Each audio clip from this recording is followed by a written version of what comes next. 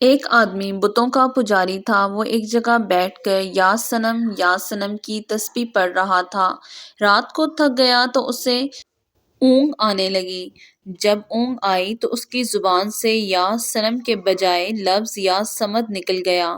جیسے ہی اس کی زبان سے یہ لفظ نکلا تو اللہ رب العزت نے فرمایا، لبیک یا عبدی، میرے بندے میں حاضر ہوں، مانگ کیا مانگتا ہے؟ فرشتے حیران ہو کر پوچھنے لگے، یا اللہ بتوں کا پجاری ہے اور ساری رات بت کے نام کی تسبیح کرتا رہا ہے، اب نیند کے غلبے کی وجہ سے آپ کا نام نکل گیا ہے اور آپ نے فوراً متوجہ ہو کر فرمایا ہے، اے میرے بندے بتا تو کیا چاہتا ہے، اس میں کیا راز ہے؟ اللہ تعالیٰ نے فرمایا، میرے فرشتوں، وہ ساری رات بتوں کو پکارتا رہا ہے اور بت نے کوئی جواب نہیں دیا۔